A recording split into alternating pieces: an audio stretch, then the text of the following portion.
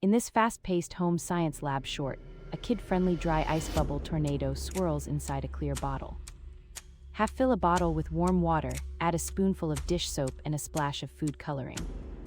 Drop a few cubes of dry ice and watch the chilling fog blast upward, curling into a vibrant cyclone.